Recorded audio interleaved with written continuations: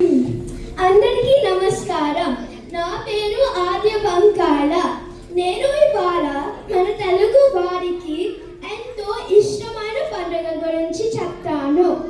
ఉగాది అంటే మనందరికీ గుర్తించేది ఉగాది పచ్చడి. కానీ మీలో ఎంతమందికి ఉగాది ఎందుకు చేస్తారు, తన వెనక కథ, తన పేరు వెనుక వచ్చిందో మీలో ఎవరికైనా తెలుసా? ఇప్పుడు అదేంటో మీరందరికీ చెప్తాను. ఉగాది హిందూ కాలం ప్రకారం కొత్త సంవత్సరంగా జరుపుకుంటారు. ఇది వసంత ఋతువు ప్రారంభాన్ని కూడా సూచిస్తుంది. మరియు ఈ రోజు బ్రహ్మదేవుడు విశ్వాన్ని సృష్టించడం ప్రారంభించాడని నమ్ముతారు. ఉగాది అనే పదం రెండు సంస్కృత పదాలు కలయిక. యుగ అంటే కాలం మరియు ఆది అంటే ప్రారంభం. ఇది ఒక కొత్త శకం ప్రారంభాన్ని సూచిస్తుంది. ఇప్పుడు ఉగాది ఏంటో తన పేరు వెనుక వచ్చిందో తెలుసుకున్నాము కదా. ఇప్పుడు తన వెనుక కథ గురించి తెలుసుకుందాము. పూర్వం సోమకాసురుడు అనే ఒక రాక్షసుడు ఉండేవారు. అతను బ్రహ్మదేవుడు నుండి వేదాలను దొంగిలించి సముద్రం కింద దాక్కున్నాడు. విష్ణుమూర్తి మత్స్యావతారం రూపంలో సోమకాసురుడితో పోరాడి అతన్ని సంహరించి వేదాలను తిరిగి పొందారు. తరువాత వాటిని బ్రహ్మదేవుడికి తిరిగి అప్పగించారు. ఇదంతా చైత్రమాసం మొదటి రోజున జరిగింది.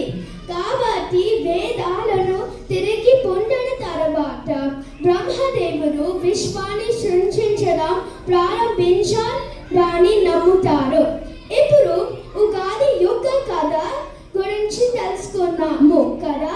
ఇప్పుడు మన అందరికీ ఎంతో ఇష్టమైన ఉగాది పచ్చడి యొక్క విశిష్టత గురించి నేర్చుకుందాము. ఉగాది పచ్చడి 6 రుచులతో కూడిన దక్షిణ భారత వంటక. మొదటిది తీపి. తీపి ఆనందాన్ని సూచిస్తుంది. రెండవది పులుపు. పులుపు అసంతృప్తిని సూచిస్తుంది.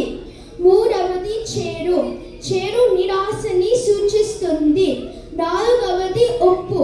ఉప్పు భయాన్ని సూచిస్తుంది. ఐదవది కారం.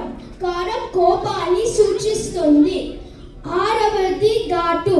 ఘాటు ఆశ్చర్యాన్ని సూచిస్తుంది. ఉగాది పచ్చడిలో తీపి కోసం బెల్లం, పులుపు కోసం చింతపండు, చేదు కోసం వేప పువ్వు, ఉప్పు, కారం, వగరు కోసం మామిడికాయ కలుపుతారు. దీని ద్వారా మనకి ఉగాది పచ్చడి జీవితంలో వారి దుదుగులను బోధిస్తుంది.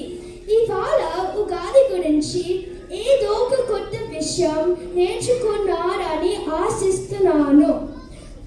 నేను చెప్పిన ఎంతో ఆసక్తిగా విన్నందుకు ధన్యవాదాలు.